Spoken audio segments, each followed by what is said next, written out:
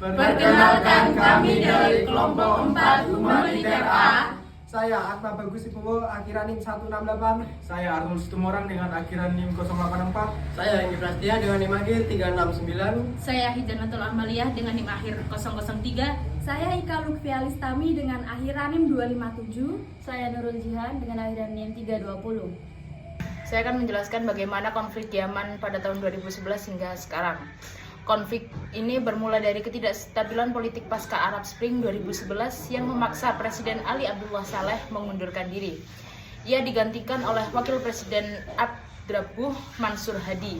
Namun, pemerintahan Hadi gagal mengatasi korupsi, stagnasi ekonomi, dan konflik sektarian yang semakin meruncing. Dalam situasi ini, kelompok Houthi atau juga dikenal sebagai Ansar Allah yang berasal dari sekte Syiah Ziyadi di utara Yaman merebut Sana'a pada 2014 dan memaksa Hadi melarikan diri ke Arab Saudi pada awal 2015. Pada Maret 2015, Arab Saudi memimpin koalisi militer negara-negara Sunni untuk memulihkan pemerintahan Hadi. Koalisi ini mengklaim bahwa gerakan Houthi adalah proksi Iran, sehingga konflik ini berubah menjadi bagian dari kompetisi geopolitik Arab Saudi dan Iran. Hingga 2025 ini, konflik belum menunjukkan tanda berakhir total. Kelompok Houthi masih menguasai Sana'a dan wilayah utara, sementara koalisi pro pemerintah dan separatis STC menguasai bagian selatan. Dewan Kepresidenan baru menggantikan Presiden Hadi sejak 2022, namun belum mampu menyatukan faksi-faksi.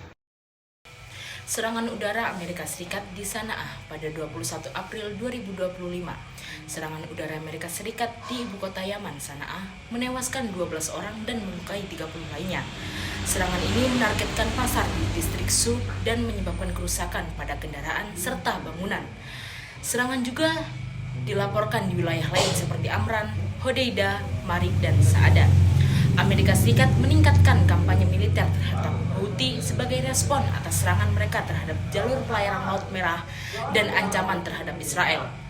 Kebocoran informasi militer Amerika Serikat, Menteri Pertahanan Amerika Serikat Pete Hegseth sedang diselidiki setelah dilaporkan membagikan rincian serangan militer yang direncanakan di Yaman melalui grup chat pribadi di aplikasi Signal yang melibatkan kontak pribadi termasuk istri dan saudaranya. Ini merupakan insiden kedua setelah sebelumnya terjadi kebocoran serupa oleh penasihat keamanan nasional Mike Waltz. Jadi, para pihak yang terlibat pada perang Yaman ini yaitu yang pertama, pemerintah Yaman yaitu yang pro dengan Hadi diakui secara internasional tetapi kekuasaannya terbatas secara geografis dan militer. Lalu yang kedua ada kelompok Houthi yang menguasai sebagian besar wilayah utara dan didukung secara moral serta logistik oleh Iran. Lalu yang ketiga koalisi Arab yang dipimpin oleh Saudi dan UEA dengan dukungan logistik dari Barat. Lalu yang keempat ada Al-Qaeda di Semenanjung Arab dan ISIS eksis dalam kekosongan kekuasaan di selatan Yaman. Lalu yang terakhir ada Dewan Transisi Selatan atau STC, separatis yang menuntut kembalinya kemerdekaan Yaman setelah didukung oleh Uni Emirat Arab. Lalu yang menjadi dampak pada perang Yaman ini, menurut data PBB menunjukkan bahwa lebih dari 400.000 orang tewas, lalu ada 24 juta orang atau 80% dari populasi membutuhkan bantuan kemanusiaan. Lalu 2 juta anak mengalami gizi buruk. Lalu yang terakhir, blokade pelabuhan dan kerusakan infrastruktur memperburuk akses terhadap makanan, air bersih, dan obat-obatan. Yang pertama ada pemerintah Yaman yang diakui secara internasional dipimpin oleh Presiden Abdrabbuh Mansur Hadi hingga mengundurkan dirinya dari penggantian oleh Dewan Kepresidenan pada tahun 2022. Houthi atau Ansar Allah, kelompok pemberontak Syiah Zaidi yang berasal dari utara Yaman, menguasai ibu kota Sana'a sejak 2014. Didukung secara politik dan militer oleh Iran, meski Iran membantah keterlibatan langsung.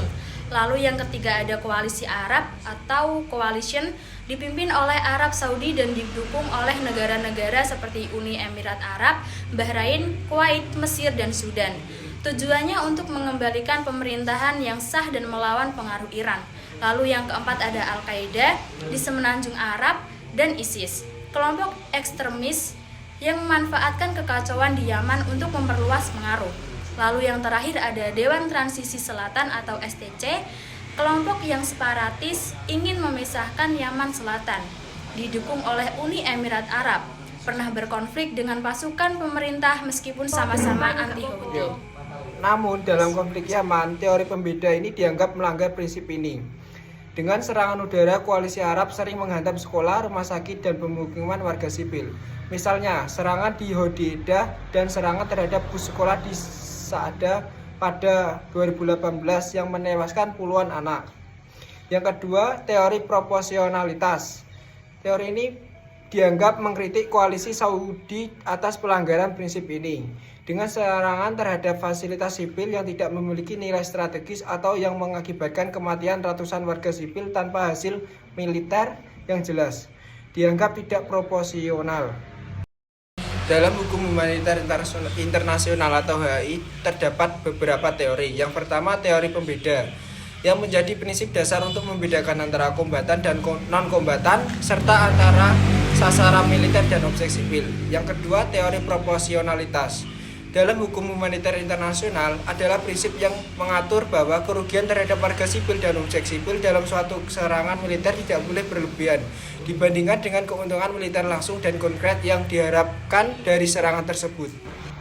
Dalam konflik Yaman, teori larangan kejahatan berlebihan dipandang sebagai pelanggaran terhadap prinsip keperluan militer, yang mana penggunaan kekuatan besar-besaran untuk membeberdir wilayah padat penduduk tanpa keuntungan militer signifikan dipandang sebagai pelanggaran. Selanjutnya, teori kemanusiaan dinilai sebagai pelanggaran atas kewajiban hukum internasional, yang mana koalisi Arab memblokir pelabuhan Hodeidah dan Bandara San'a untuk jalur utama distribusi bantuan yang memperburuk kelaparan dan krisis kesehatan. Teori larangan kejahatan berlebihan. Teori ini menyatakan bahwa penggunaan kekuatan militer yang berlebihan seperti membombardir wilayah padat penduduk tanpa tujuan militer yang jelas melanggar prinsip keperluan dan proporsional dalam hukum humaniter internasional. Tindakan semacam itu dianggap tidak sah karena menimbulkan kerugian besar bagi warga sipil tanpa keuntungan militer yang sepadan. Selanjutnya, teori kemanusiaan. Itu teori ini menekankan kewajiban negara untuk melindungi kebutuhan dasar warga sipil selama konflik. Tindakan seperti blokade pelabuhan dan bandara yang menghalangi bantuan kemanusiaan dan memperburuk krisis kelaparan serta kesehatan dinilai sebagai pelanggaran terhadap hukum internasional yang melindungi hak asasi manusia dan bantuan kemanusiaan. Selanjutnya adalah aturan dalam HHI. Yang pertama ada perlindungan terhadap orang yang tidak lagi berpartisipasi dalam pertempuran. Hukum humaniter internasional dengan tegas mengatur perlindungan terhadap mereka yang tidak ikut bertempur, sudah menyerah, terluka, atau ditawan, serta berstatus sipil ataupun tenaga medis. Kemudian penyerangan yang diarahkan pada sasaran militer. Sasaran militer terbatas pada objek yang karena sifat, lokasi, tujuan, ataupun penggunaannya memberikan kontribusi efektif terhadap aksi militer dan penghancurannya memberikan keuntungan militer yang pasti pada waktu itu. Contohnya, pos militer, pangkalan senjata, kendaraan tempur, gudang amunisi, komando militer, sebagaimana dalam pasal 52 ayat 2 Protokol Tambahan 1 tahun 1977. Kemudian penerapan metode dan sarana perang yang terbatas, sebagaimana dalam pasal 35 ayat 2 Protokol Tambahan 1 dilarang menggunakannya senjata yang dirancang untuk menyebabkan penderitaan berlebihan ataupun luka yang tidak perlu, seperti amunisi fragmentasi tak terkendali, senjata kimia yang dilarang oleh Konvensi Senjata Kimia tahun 93, kemudian senjata biologis yang dilarang oleh Konvensi Senjata Biologis tahun 72, kemudian senjata pembakar terhadap warga sipil.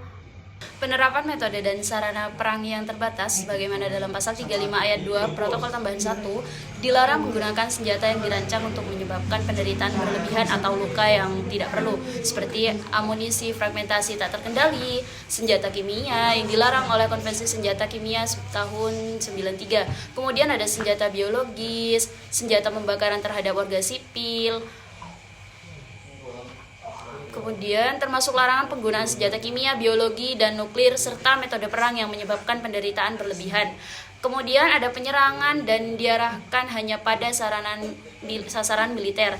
Sasaran militer terbatas pada objek yang karena sifat, lokasi, tujuan, ataupun penggunaannya memberikan kontribusi efektif terhadap aksi militer dan penghancurannya memberikan keuntungan militer yang pasti pada waktu, termasuk terhadap tawanan perang dan orang yang berada di bawah kekuasaan pihak lawan. Yang terakhir itu perlindungan terhadap orang yang tidak lagi berpartisipasi dalam pertempuran.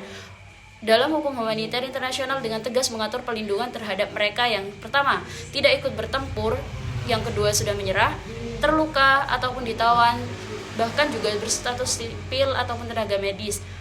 Perlindungan terhadap penduduk sipil dan objek sipil termasuk larangan serangan terhadap penduduk sipil dan objek sipil, serta perlindungan terhadap infrastruktur penting seperti rumah sakit serta sekolah. Konflik di Yaman merupakan konflik bersenjata non-internasional yang melibatkan pemerintah Yaman dan kelompok Houthi yang kemudian berkembang menjadi perang saudara. Konflik ini bermula pada saat terjadinya ketidakpuasan kelompok Houthi terhadap pemerintah pusat yang dianggap tidak mewakili kepentingan mereka secara adil dan merata, utamanya dalam hal politik, ekonomi, serta agama. Meskipun menurut kelompok kami, konflik ini adalah konflik bersenjata non-internasional, tetapi intervensi dari negara-negara asing seperti Arab, Saudi, dan koalisinya, serta juga adanya dukungan Irak kepada Houthi, telah mengubah karakter konflik ini menjadi lebih kompleks, serta sulit untuk diselesaikan. Dalam konflik ini menimbulkan pelanggaran berat terhadap hukum humaniter internasional, khususnya dalam perlindungan warga sipil dan larangan perekrutan tentara anak.